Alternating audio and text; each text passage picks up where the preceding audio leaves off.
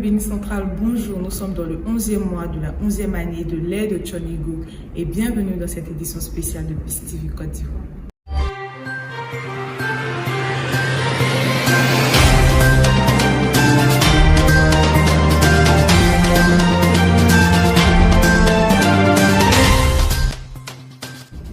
La Sainte Communauté du Parent Céleste enchaîne plusieurs activités par ses organisations providentielles.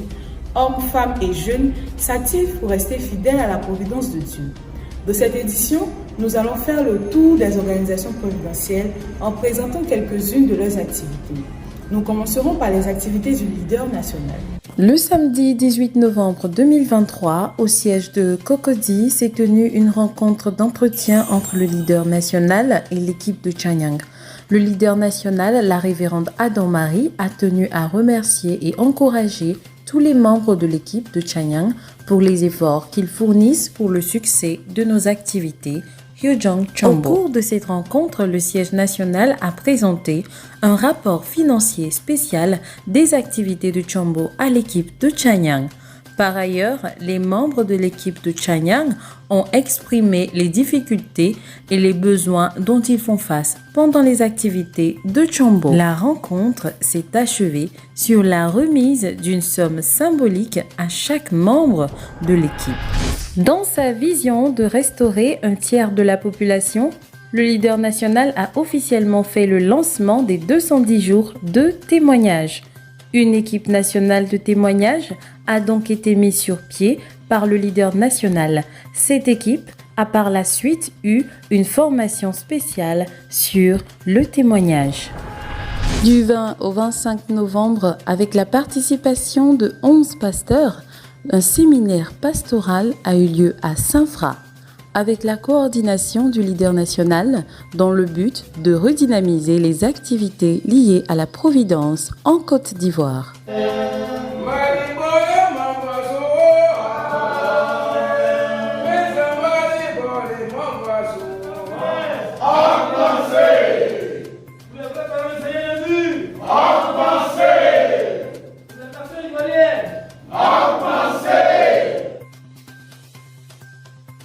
Les provinces de la Sainte Communauté du Parent Céleste s'alignent derrière la présidente en matière d'activité.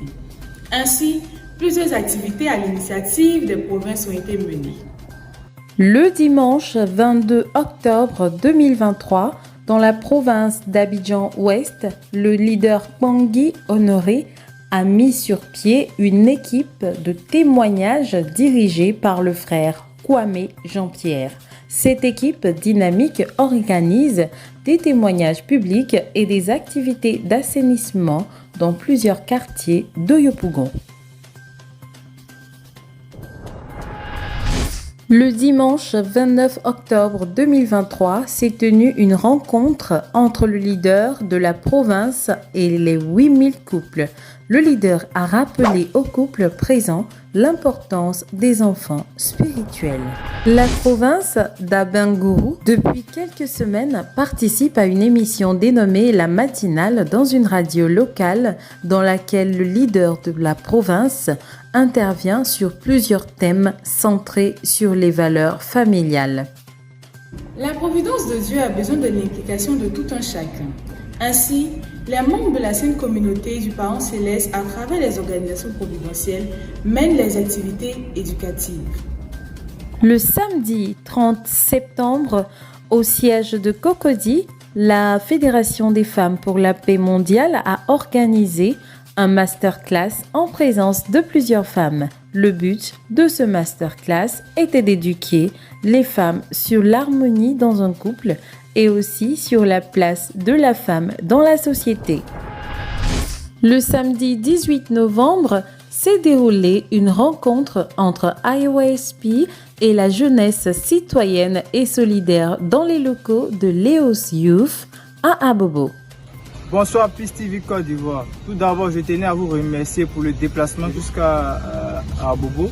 Il faut dire que IOSP a tenu à rassembler les jeunes de cette association JCS et Léo Youth pour pouvoir leur parler de l'éducation de caractère. Cette rencontre a été vraiment enrichissante et les jeunes sont vraiment, ils nous attendent au fait. Est-ce que vous voyez? Les jeunes veulent même qu'on puisse revenir pour pouvoir terminer les 11 autres chapitres concernant l'éducation de caractère. Le ciel travaille, Dieu les vrais parents est avec nous. Merci. Le mardi 28 novembre, IOSP a pris part à une conférence organisée par Virgin Club au lycée professionnel commercial de Yopougon. À l'occasion des 210 jours de dévotion, IOSP a lancé depuis le 27 septembre 2023 une activité de témoignage chaque jeudi de 16h à 18h au campus de Cocody. Depuis sa prise de fonction, la directrice de YSD a initié des veillées mensuelles. Particulièrement en cette fin d'année, les veillées ont été organisées sur 3 vendredis successifs. Le vendredi 17 novembre, la première des 3 veillées successives a eu lieu au siège de Cocody. Notre but en organisant ces trois vendredis de veillées successives, c'est pour les aider à se réveiller, à comprendre le but pour lequel ces 212 jours ont été décrétés et espérer que les jeunes puissent participer à la prière de raisonnement de 5h du matin chaque jour. Depuis bientôt, on est à la deuxième phase de 70 jours, de 70 premiers jours. Et donc, c'est pour ça qu'on a fait cette veillée en premier et puis de 2 en fin d'année. Et donc, on va prendre une autre année, une nouvelle année. On va aborder une nouvelle année. Il faut l'aborder avec Dieu, parce que Dieu doit être au centre de tout. Et puis, tout ce qu'on a promis à Dieu en début 2023, qu'on n'a pas pu accomplir, c'est le moment de faire un bilan de tout cela et voir en 2024 qu'est-ce qu'on n'a pas pu faire. Et puis, comment le faire pour le bonheur de Dieu et puis des vrais parents. C'est en gros ce pourquoi nous organisons ces 3 vendredis successifs de veiller pour la jeunesse ivoirienne. En cette fin d'année, la Providence Yojong Chombo a mené ses dernières activités de l'année 2023 à travers un séminaire spécial pour la libération et la bénédiction des ancêtres et les grandes œuvres pour l'héritage de la bougie de la fortune céleste. Le samedi 15 octobre s'est tenu le dernier Chombo de l'année 2023 avec plus de 650 participants. Ce fut un moment très édifiant et les membres ont pu expérimenter le cœur du parent céleste et des vrais parents. Le samedi 4 novembre s'est tenu les dernières grandes œuvres de l'année 2024. Suite à cela, les familles bénies ont hérité de la bougie de la fortune céleste. L'union d'un homme et d'une femme joue un rôle essentiel dans la stabilité de la société. Au-delà de son aspect traditionnel et social, le mariage marque l'accomplissement de la bénédiction de Dieu. Un mariage traditionnel et civil a donc été célébré dans la sainte communauté du parent céleste. Le couple Bougoué a célébré son mariage civil accompagné de sa famille, ses amis et connaissances.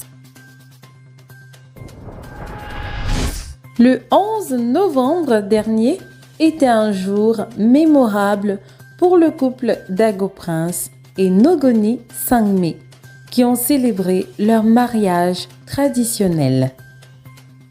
Très chère famille bénie centrale, nous avons un but à accomplir, celui de réaliser le rêve du vrai père ensemble avec la vraie mère.